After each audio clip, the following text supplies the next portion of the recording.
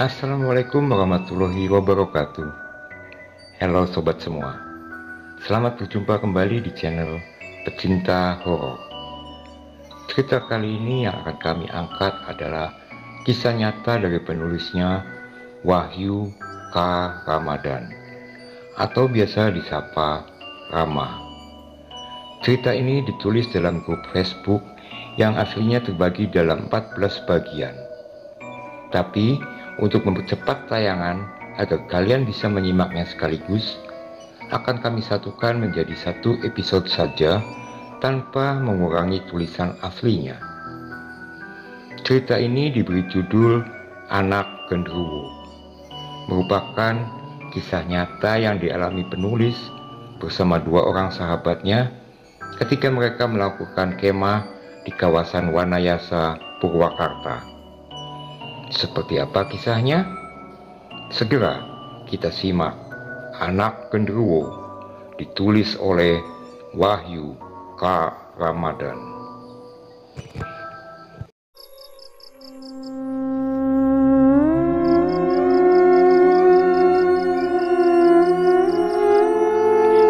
Lu ngapain bawa karel? Bawa sempak gajah juga gak bakal muat. Ganti pakai ransel. Gue sama Rama aja pakai ransel, ucap Fajar sambil menyiapkan alat untuk kemah. Iya, bawel banget kayak emak lu, jawab Abdul. Lah, kan gue anaknya, tangkis Fajar. Ya udah buruan, malah pedari puci gentong sama si cengcorang, jawabku. Kayak badan lu gemuk aja, badan lu juga kurus. Dikasih benang juga lu melayang kayak layangan, kata Abdul. Anjay, hajar Dul. Fajar dan kami pun tertawa. Dan kami pun berangkat menuju Kalideres, Jakarta Barat untuk naik bus hingga ke Wanayasa, Purwakarta dan menuju ke kebun teh dengan mencarter mobil. Kami pun berjalan melalui persawahan dan kebun teh. Namun saat tiba di kebun teh, bro, istirahat dulu. Capek nih gua, ajak Abdul sambil duduk di bebatuan.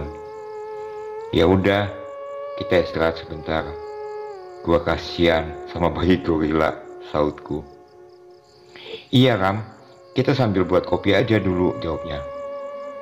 Sembari menyiapkan kompor gas, saat kami menunggu air matang, terdengar suara rombongan orang dan terlihat lampu menyorot.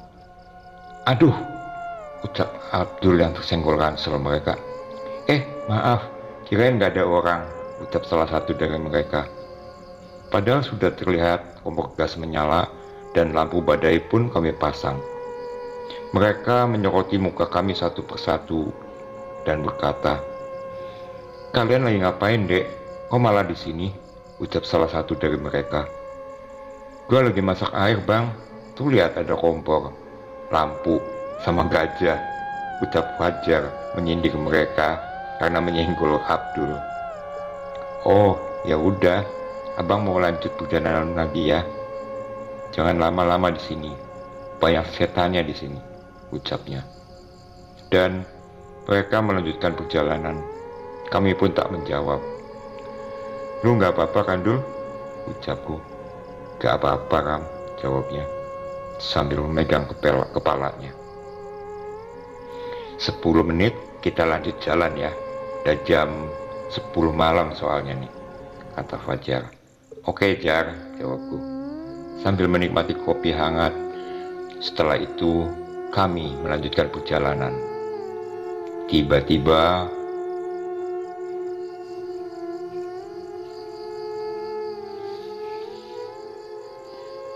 Ram, itu Abdul, bisik Fajar. Udah tahu, biarin aja, jawabku dengan pelan. Karena aku sudah menyadari sebelum berangkat, ransel Abdul dipegang oleh sosok hitam. Perjalanan 15 menit sebelum sampai pos checkpoint, ternyata Abdul ada 2. Aku dan Fajar jalan di belakang. Abdul memang kami suruh di depan, karena orangnya rada penakut.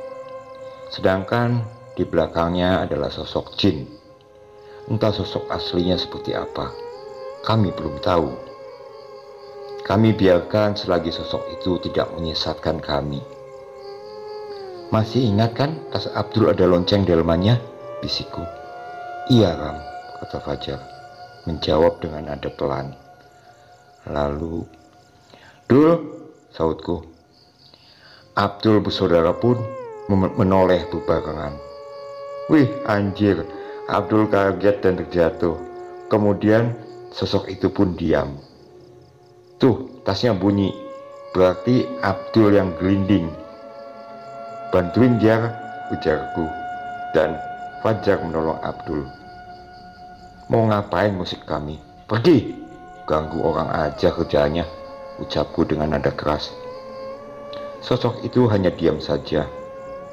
Lalu ku ambil golok dan memukulnya. Sosok itu lari ke semak-semak dan menghilang.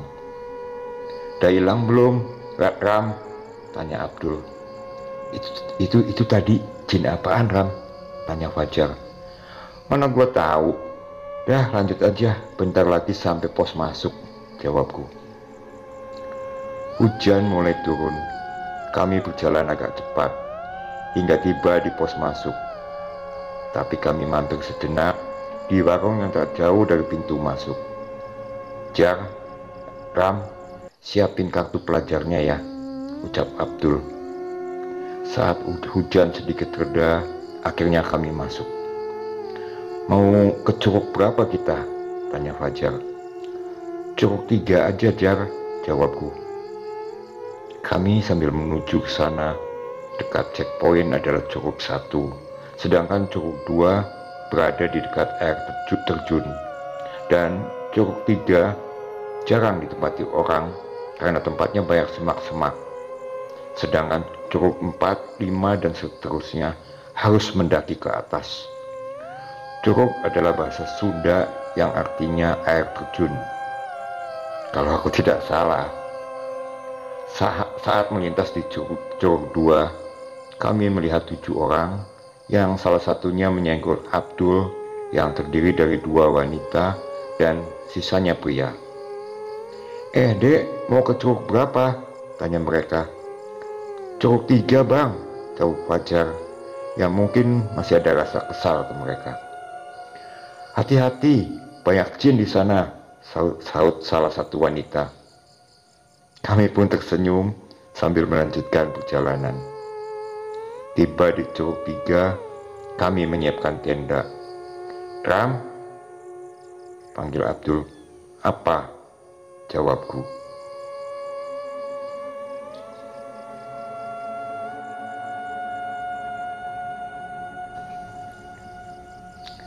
Beneran di sini banyak jinnya? Tanya Abdul sambil memasang tenda. Bener Dul, ada jin tomangnya. Tuh lagi ketukin pasak, tangkis Fajar. Bisa ya tutup termos kalau ngomong, jawab Abdul. Ingat, dijaga omongannya, ucapku. Setelah selesai memasang tenda, kami menyiapkan kayu untuk dibakar dan untuk menghangatkan tubuh kami. Cek persediaan makanan Dul, tanya Fajar, karena Abdul membawa ransel logistik. Saat diperiksa, semua persediaan untuk makan masih cukup buat 3 hari ke depan. Namun 2 kaleng gas hilang. Mungkin terjatuh di tempat Abdul menggelinding tadi. 2 kaleng gas hilang nih, tinggal 1 stok kita. Gimana Jar? Ujarnya. Nggak apa-apa Dul, masih ada kayu banyak. Gasnya gak usah dipakai, buat nanti-nanti pas hujan kita pakai gas, jawab Fajar. Yang ku senang di tempat itu adalah bakwan nasi hangat ucap pedagang keliling. Mesti kami bertiga kadang bawa uang pas atau kami sedang susah, tapi kami tidak susah untuk menolong ataupun memberi. Enak tidak enak jajanannya itu urusan belakangan. Mang, kalau ke bawah bareng ya, soalnya saya mau ke warung, ucap Abdul. Mau beli apaan Dul? Tanya Fajar.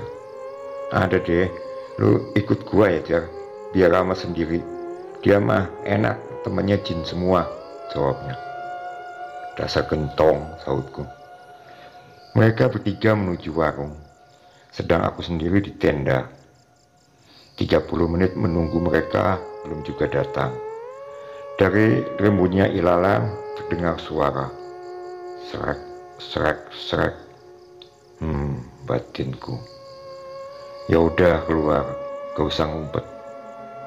Keluarlah sosok yang menyerupaiku, mendekati ransel Abdul sambil memegangnya.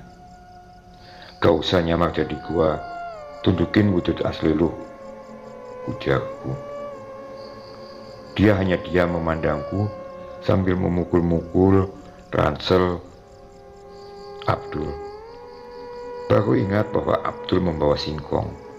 Ku dekati dia dan kubuka ransel sambil mengambil singkong. Mau, ucapku, sambil menawarkan singkong. Tak lama Abdul dan Fajar tiba. Ram, ada 2, ucap Fajar. Sedangkan Abdul bersembunyi di belakang Fajar. Dengan cepat, sosok itu mengambil singkong di tanganku, kemudian lari ke semak-semak dan menghilang. Tadi jin apaan, Ram? Tanya Abdul. Gua gak tahu, Dul. Datang-datang nyamar jadi gua, jawabku. Si Abdul ke warung beli apa, Anjar? Tanyaku.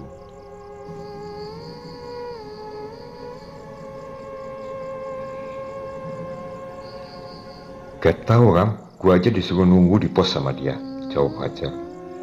Ternyata Abdul menjual jam tangannya yang baru ia beli karena dia menghilangkan uang di sakunya untuk ongkos kami pulang pada saat dia terjatuh di kebun teh tadi.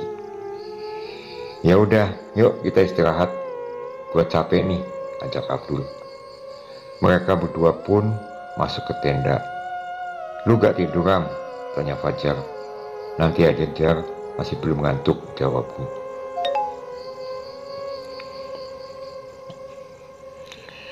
Hari menjelang pagi.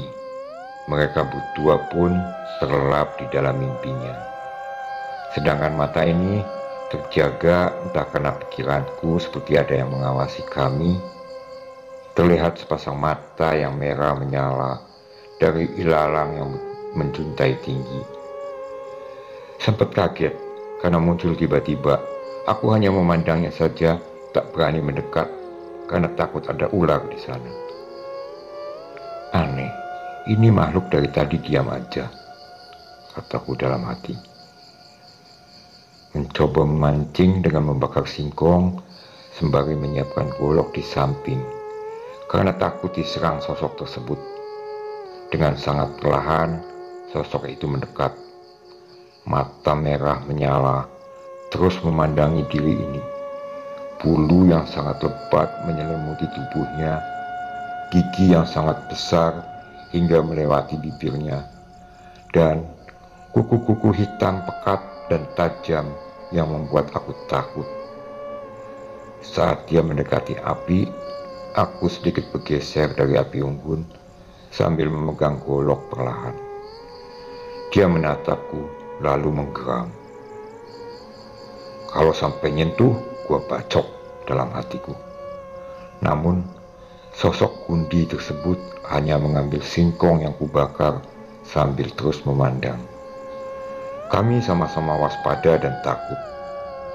Tubuh ini diam tak bergerak sedikit pun, hanya melihat apa yang Gundi lakukan. Singkong dibelah menjadi 2, kemudian Gundi melempar sebagian ke arahku. Sontak saja aku berdiri, karena singkongnya masih panas mengenai dadaku. Gundi mengeram dan lari. Kupikir mau di smackdown, ternyata malah lari. Setelah itu masuk ke tenda dan melihat jam dan mengambil kompas. Tangan Abdul pegang. Kemudian membuka ranselku untuk ambil jam kompas dan tikar. Di ceruk 3 kami tidak bisa mendengarkan suara azan. Jam menunjukkan pukul 4.15. Saatnya untuk ibadah. Pada saat-saat mengambil air wudhu di sungai, aku melihat sosok jin yang wujudnya sangat tinggi.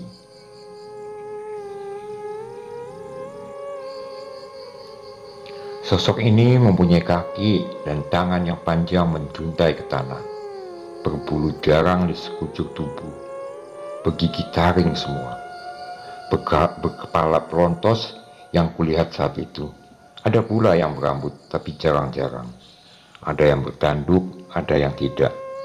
Aku sih nyebutnya jin pohon atau Mbah Jangkung, karena tingginya melebihi setengah dari pohon kelapa. Kemudian aku mengambil kayu untuk mengusirnya, tapi malah galakan tuh makhluk. Akhirnya kabur balik ke tenda, batal ambil air wudhu. Pada saat kembali ke tenda, Fajar terlihat sedang duduk di api unggun. Kok tumben ya anak udah bangun? Apa jangan-jangan ini sosok Gundi yang menyamar, ucapku dalam hati. Perlahan mendekati Fajar, lalu kudorong kepalanya dengan kayu yang kupegang. "Woi, anjir, sakit bego," ujarnya sambil memegang kepala. "Gua kira lu genderuwo yang lagi nyamar. Lagian ngapain ngambilin singkong, dak kotor gitu," ucapku. Sambil duduk di keperapian, gua kalau jadi rumah kabur paling ram. Lihat jin serem kayak gitu. Tadi gua nggak tidur, ngintipin lu dari dalam tenda pas lu lagi dideketin jin gorila, ucapnya. "Itu genderuwo, Jar. Gua juga takut aslinya, tapi ya gua berani-beraniin," jawabku. "Jar, temenin gua ambil air di sungai. Gua tadi mau wudhu, ada jin tinggi banget kayak tiang listrik. Makanya tadi gua kabur," ajakku. Akhirnya Fajar pun menemani aku mengambil air wudhu di sungai dengan membawa golok dan senter. Ternyata sosok itu pun masih ada, namun Fajar tidak bisa melihatnya. "Jar, lu lihat enggak?" tanyaku. "Enggak, Ram. Emang di mana dia?" sambil menyoroti sekitar pepohonan menggunakan senter. Ya udah, lu tunggu di sini. Gua buru-buru ambil airnya deh," ucapku. Saat baru mengambil air, kepalaku dipegang oleh sosok tersebut. Hanya gelap kurasa. Lalu ada yang berkata, "Mau apa kamu kesini?" ucapnya. "Mau ambil air wudhu untuk sholat," jawabku. "Apa itu sholat?" "Sesembahan untuk ke Karuhun kah?" ujarnya. "Karuhun itu apa? Saya tidak tahu." "Sholat untuk mendekatkan diri pada Sang Pencipta alam," jawabku. "Apakah tujuanmu untuk merusak tempat ini? Karena banyak anak manusia yang sudah merusak ini, membuang kotoran dan sampah sembarangan di wilayah kekuasaanku," ujarnya. "Saya nggak ngerusak, Mbah. Saya hanya ingin menikmati indahnya alam," jawabku. "Jika kau berbohong, kau akan kubawa ke alam kami, wahai anak manusia," ujar sosok tersebut. "Kalau saya benar gimana? Apa masih dibawa juga? Sekarang lepasin saya," jawabku sambil berontak agar terlepas dari jeratan halusinasinya. "Baiklah," ujarnya. Kemudian aku tersadar, namun semua badan basah kuyup. "Jar, dingin Jar. Ayo ke tenda," sambil lari menuju tenda. "Ram, tunggu Ram," sahutnya. Setelah berada di tenda, aku menyalin baju dengan sweater dan sarung, lalu menceritakan kejadian yang kualami saat di pinggir kali. "Ya udah, lu istirahat aja Ram. Jangan melek mulu, kasihan badan lu," ujar Fajar sambil membakar kayu. "Iya, kalau gua ngantuk juga tidur Jar," sambil memeluk erat kedua kaki dan mendekati perapian. Sinar matahari pun terlihat dari balik tebing dan bukit. Terlihat indah warna pelangi menemani lantunan gemercik air di atas tebing.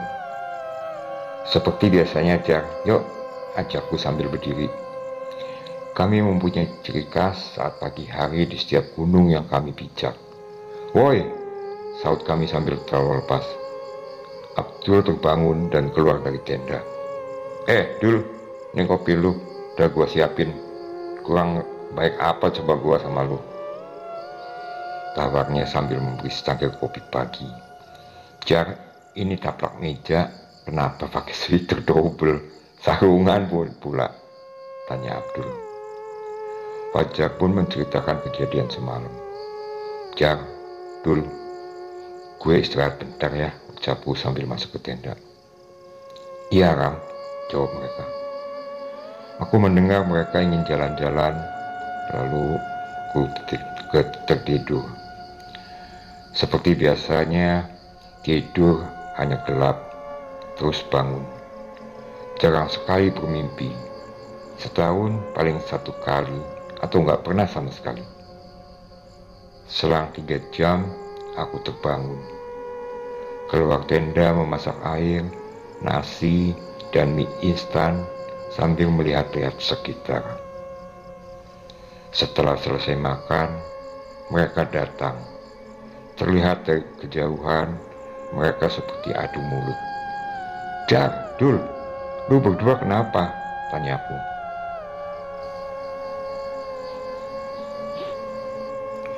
Abdul menceritakan semua kejadian yang mereka alami pada saat jalan-jalan.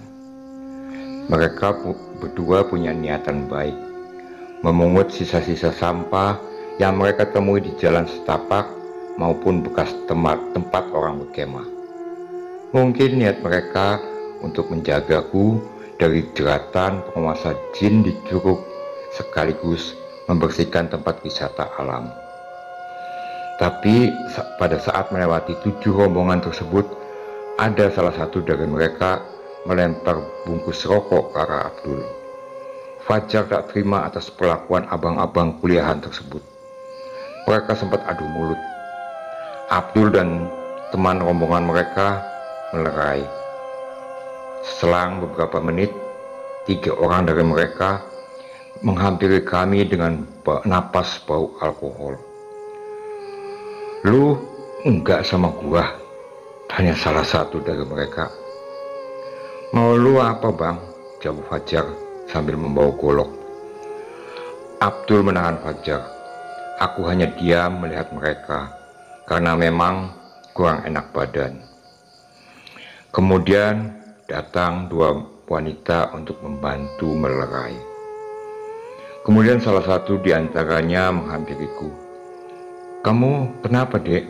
Kamu sakit?" ujar wanita itu. "Oh, nggak apa-apa, Kak. Cuma kurang enak badan aja," jawabku.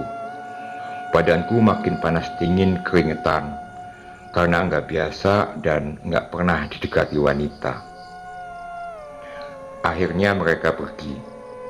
Fajar seperti masih menendam ke salah satu dari mereka. Kemudian dari semak-semak terlihat sosok Gundi memperhatikan kami. Mungkin dia menyaksikan apa yang terjadi. "Jar," sambil menunjuk semak-semak. "Mana?" "Nggak ada, Ram," jawabnya. Ternyata Fajar dan Abdul tidak melihat keberadaannya. Padahal terlihat jelas olehku. Gundi terus memandang gerak-gerik kami. Sesekali pergi, lalu datang ke tempat semula. Pikirku paling minta dibakarin singkong lagi. Apakah jin hanya muncul pada malam hari saja? Ku jawab tidak.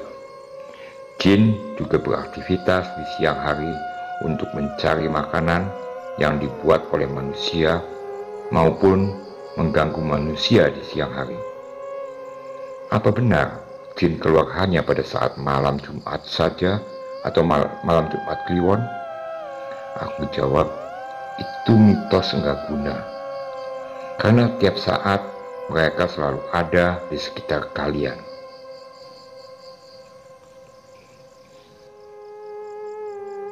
Hari menjelang malam, kabut menyelimuti area sekitar. Sosok Gundi terus memandangi kami. Layaknya kucing dikasih makan. Sekali yang ngintilin terus, meski diusir begitu pula mereka. Kami bertiga menyiapkan makan malam. Tidak lupa juga ku ambil satu singkong untuk Gundi. Saat kami menikmati makanan, "Ram, singkongnya udah mateng tuh," kata Fajar sambil makan. Lalu ku ambil singkongnya dan ku lempar ke arah Gundi. "Lah, dibalikin lagi itu singkong," ujar Abdul. Ternyata singkongnya dilempar balik oleh Gundi. "Sini, kasih ke gua," ucapku. Kemudian ku lempar kembali singkongnya. Namun terjadi lagi. Gundi melempar balik untuk kedua kalinya. "Tuh gorila ngajak tawuran kali, Ram," ucap Fajar. "Udahlah, biarin aja, Jar. Mungkin dia kenyang ngeliatin kita makan.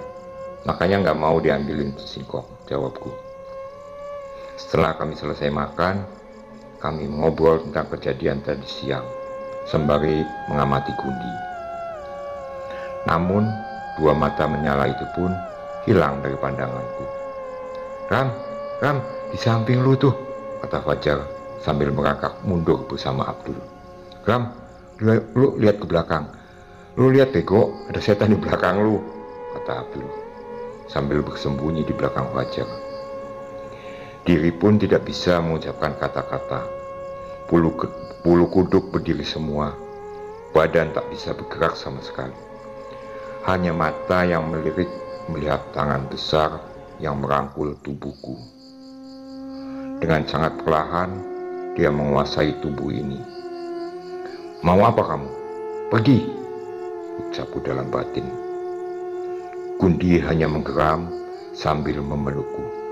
"Ram, lu gak apa-apa kan? Lu jangan diem aja," ujar Abdul. Fajar berinisiatif mengambil kayu, dan Fajar berinisiatif mengusir Gundi dengan memberanikan diri. "Pergi gak lu?" ucapnya sambil menyingkirkan tangan Gundi dengan kayu. Geramnya. Fajar pun mundur karena takut. Perlahan-lahan sosok itu melepaskan tangannya lalu menghilang. "Tadi gua gak bisa ngomong, Jar. Genderuwonya udah hilang belum?"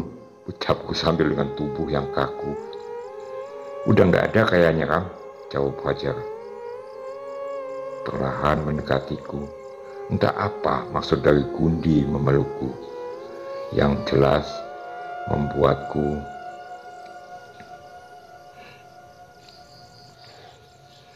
Entah apa maksud dari Gundi memelukku. Yang jelas membuatku kaget dan takut. Namun tubuh ini terasa hangat. Akhirnya kami membuat rencana melalui gadget. Sedang kami ngobrol seperti biasanya agar tidak diketahui oleh Gundi, karena ada rasa penasaranku terhadap sosok genderuwo yang seringkali muncul dan berani menampakkan diri. Tetap saja aku yang dijadikan umpan, karena mereka berdua tidak berani. Malam semakin larut, lalu menyiapkan segala sesuatunya untuk rencana kami. Fajar dan Abdul masuk ke tenda, sedangkan aku di luar sendiri, hanya ditemani rokok dan jahe hangat, beserta api unggun untuk menghangatkan tubuh. Hampir 3 jam aku menunggu Gundi belum juga muncul. Mungkin dia tahu rencana kami atau memang entah kemana.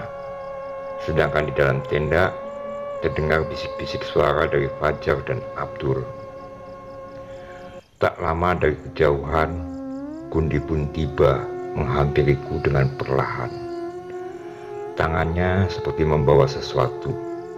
Entahlah apa yang dia bawa. Aku hanya fokus pada diriku untuk berjaga-jaga. Pandangannya terus menatapku. Sambil menaruh benda ke perapian, aku tetap diam, tenang, deg-degan. Mau buang angin pun ku tahan, karena takut membuat gaduh suasana. 10 menit, 15 menit, hanya diam saja, karena matanya terus menatapku. Kemudian Gundi mengambil benda yang ditaruh ke dalam perapian. Lalu perlahan dia mengupas benda itu. Karena aku tidak fokus apa yang dipegang, diri ini hanya fokus ke wajahnya saja. Dengan sangat perlahan, tangannya mendekati kakiku, sambil memberi singkong yang dia bakar. Mataku hanya bisa melirik ke bawah. Tak sengaja aku buang angin, karena aku tahan sedari tadi. Dia pun menggeram sambil menatap sinis. Aku hanya bisa diam. Yang ngeselin itu yang di dalam tenda. Terdengar suara tawa sangat pelan. Kemudian tangannya kembali mendekati kakiku sambil memberi singkong. Kurai secara perlahan sambil menatap wajahnya. Kemudian dia berdiri menjauhi cahaya dan kembali dengan berubah wujud seperti aku. Aneh, tapi entahlah apa yang ingin dia lakukan.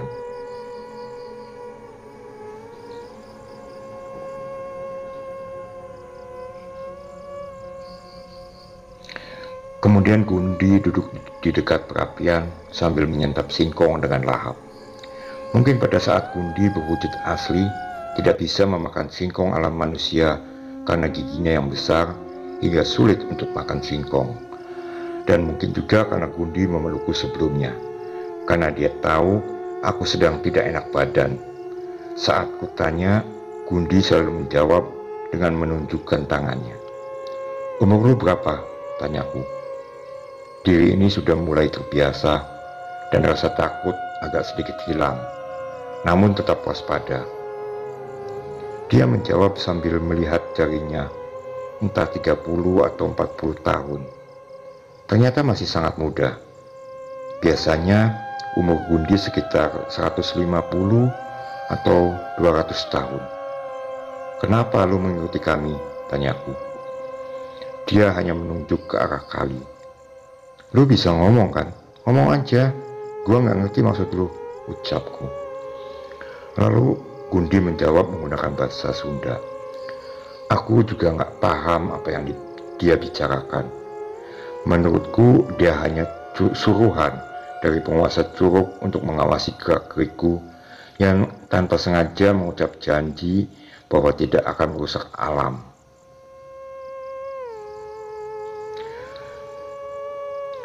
Pohon-pohon dan semak-semak bergoyang seperti tertiup angin besar. Gundi pun melihatnya lalu pergi. Aku berdiri, kusorot dengan senter di area sekitar, namun tidak ada apa-apa. "Ram, udah nggak ada kan gorilanya?" tanya Fajar sambil keluar tenda bersama Abdul. "Nggak ada, Jar, kabur dianya," jawabku. "Syukurlah, gua ngeri lihat mukanya, Ram," saut Abdul. "Aslinya dia baik, cuma guanya aja yang nggak peka, sama kayak genderuwo di rumah nenek. Gua yang tempo hari gua ceritain dulu," jawabku. "Dul, sekarang jam berapa?" tanya Fajar. "Jam 1.25, Jar," dengan cepat menjawab.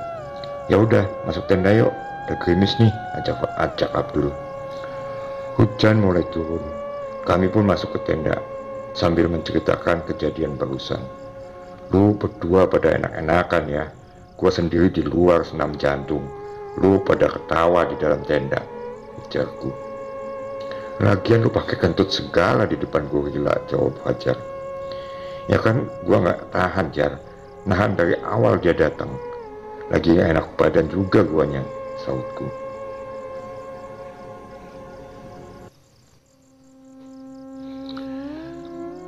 Ini sebagai catatan saja.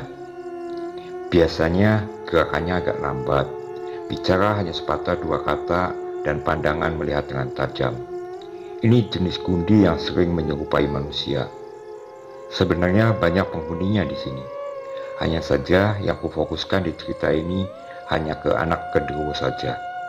Aslinya ada sosok 3 kunti merah, 4 sosok kera, maung tapi jaraknya jauh dari kami, sosok kakek bersorban yang bersemayam di kebun teh, dan lain-lain yang belum tahu nama sosoknya. Karena di gunung, sosoknya berbeda dengan di daratan, yang pasti lebih bahaya. Cuma mau berpesan untuk para pendaki yang junior khususnya. Ingat, jaga sikap dan lisan. Jaga kebersihan alam. Siapkan plastik dari rumah untuk sisa-sisa makanan kalian saat di atas. Nah, sekarang lanjut ke cerita ya. Hujan pun mulai reda, waktu juga menunjukkan pukul 5 lebih 10 menit. Kami pun pergi ke kali untuk mengambil air wudhu. Ram, jelangkungnya ada enggak? Tanya Abdul sambil tergesa-gesa. Bukan jelangkung, tapi Mbak Jangkung. Dia enggak ada, Dul. Buruan. Gua juga takut, jawabku, sambil bergilir mengambil air wudhu. Pada saat kami selesai mengambil air, sosok jin pohon pun muncul. Sontak kaget karena tiba-tiba muncul dari seberang kali. Aku hanya melihat kaki dan tangannya saja yang bersender di bawah pepohonan. Lari, Jar! Dul, buruan! Panikku sambil lari meninggalkan mereka berdua. Ram, Jar, gua jangan ditinggal. Tega amat lu berdua ninggalin gua, rengek Abdul yang susah berlari. Saat tiba di kemah, kami istirahat sejenak karena lelah berlari dan melanjutkan ibadah pagi. Sinar dari langit-langit mulai terlihat dan pelangi di atas air terjun mulai menunjukkan keangkuhannya. Seperti biasanya, kami pun berteriak sombong karena bersyukur bisa melihat indahnya alam. Jalan-jalan yuk, Dul, Ram, ajak Fajar.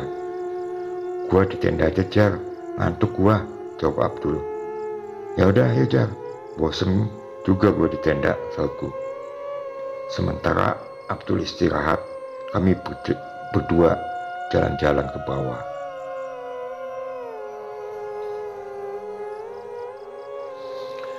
Saat aku dan Fajar jalan-jalan sembari mengambil sampah-sampah yang kami temui di jalan setapak, tak luput juga Gundi mengikuti kami.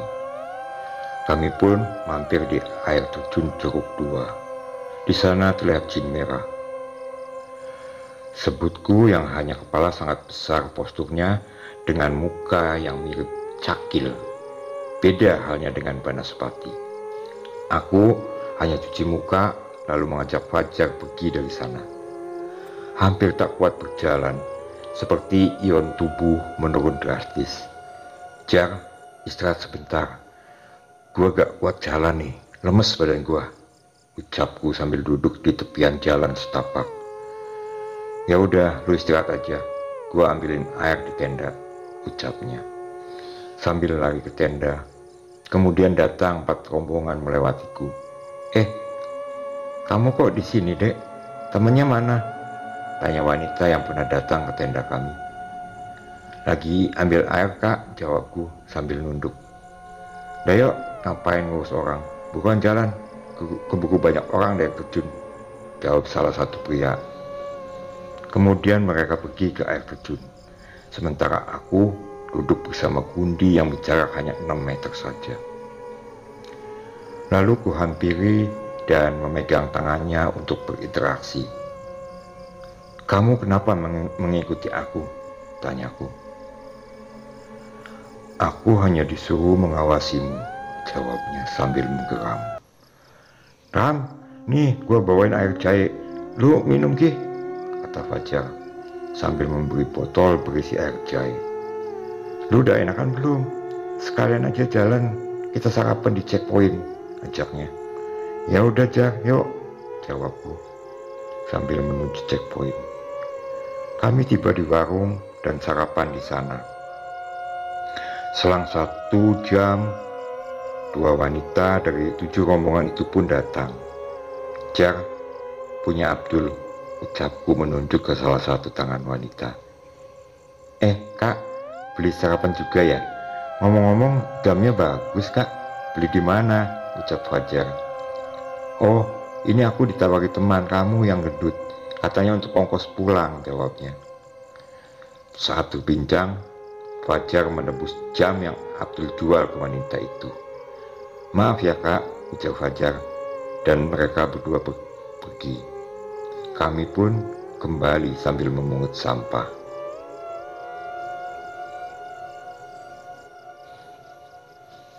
Setelah membakar sampah yang kami pungut di jalan, lalu kami menuju ke tenda.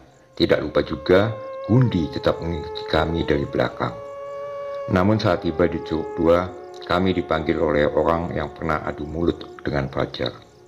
"Bro, sini, gue ada perlu," ujarnya. Kami pun menghampiri mereka. Tercium aroma vodka dari mulut mereka. "Lu masih gak senang sama gua?" ujarnya. "Lu kenapa, Bang?" jawab Fajar. Mereka mulai adu mulut lagi. Aku pun ikut melerai mereka berdua bersama dua teman wanitanya. Buk! Bau mentah melayang tepat di muka. Aku terpleset lalu terjatuh. Fajar tak terima dengan orang yang memukulku. Lalu terjadilah keributan. Sedang Gundi mendekat persis di belakangku. Rombongan lain ikut melerai mereka.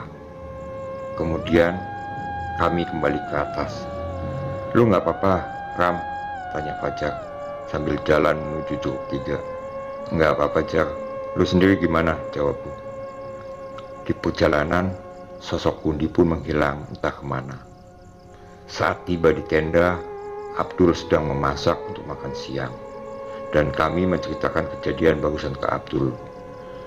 Selang beberapa jam, Gundi muncul ke tempat semula di semak-semak. "Ram, lu nggak minta tolong sama gorila buat ngerjain mereka?" tanya Abdul. "Boleh juga ide lu, Dul. Tapi nanti malam aja gue minta tolongnya buat ngerjain mereka," jawabku. "Jar, bakarin singkong satu," suruhku. "Beres, Ram," jawabnya. Akhirnya kami merencanakan untuk memberi pelajaran ke mereka sekaligus mengerjain mereka. Aku minta tolong ke Gundi dan temannya untuk menakut-nakuti mereka pada malam hari. Dan Gundi pun mengiyakan permohonanku dengan perjanjian hanya sekali saja. Hari mulai gelap dan kabut pun menyelimuti pandangan kami. "Kapan rencananya dimulai, Ram?" tanya Abdul. "Sebentar lagi," jawabku. Genderuwo beserta kuntilanak merah dan satu siluman kera sudah menunjukkan wujudnya di hadapanku.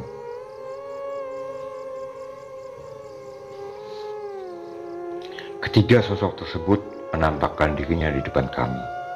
Sontak Abdul dan Fajar lari ke tenda, sedangkan aku mundur perlahan. Taplak meja, lu kenapa ke tenda juga?" ujar Abdul.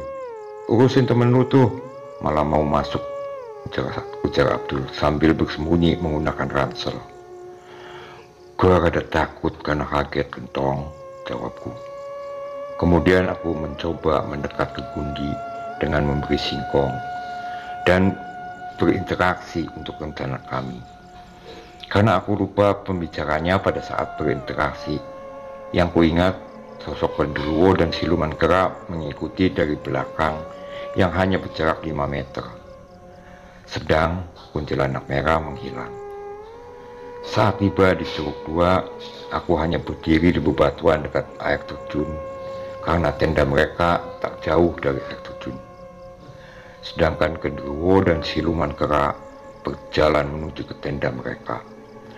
Tak lama Fajar dan Abdul tiba dan menyuruhku untuk mendekati tenda mereka. Aku melihat salah satu wanita sedang kerasukan sosok kuntilanak merah karena dari gerakannya yang selalu memegang rambut. Sedangkan wanita yang satunya masuk ke dalam tenda, mungkin karena takut melihat sosok genderuwo yang menampakkan dirinya di hadapan mereka. Siluman kera pun merasuki salah satu dari mereka yang hanya merangkak lalu meloncat ke sana kemari. Sedang genderuwo memegang orang yang memukulku saat siang tadi, dan 3 pria sisanya kabur meminta bantuan ke pos penjaga. Tak tega melihat mereka, aku menghampiri tendanya untuk menyudahi aksi dari sosok-sosok jin. Aku hanya mendekati wanita yang sedang kerasukan, meminta Kunti untuk pergi dari tubuhnya. Kemudian Fajar dan Abdul memegang pria yang kerasukan siluman kera. Tinggallah pria yang sok jagoan kubiarkan genderuwo memberi pelajaran. Makanya jangan sok jagoan bang, ucapku sambil mendekati pria itu. Lalu dia pun pingsan. Tak lama kemudian datang 3 temannya bersama 2 penjaga. Gundi pun menghilang.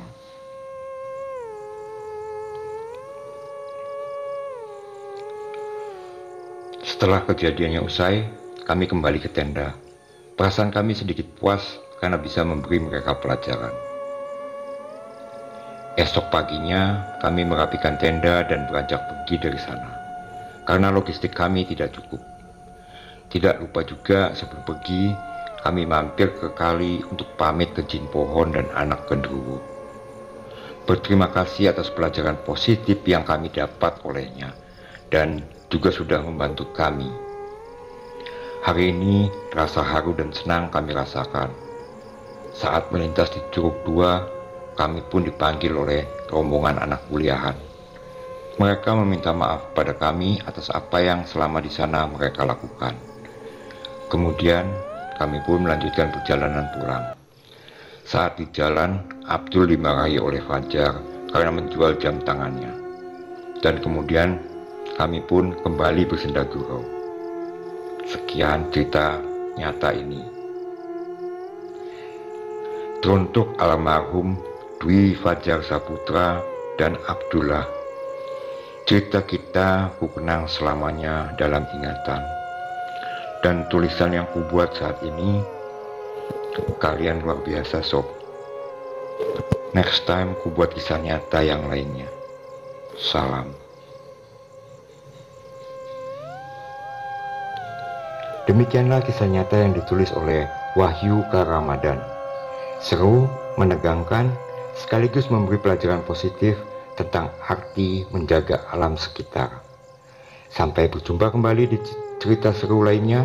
Wassalamualaikum warahmatullahi wabarakatuh.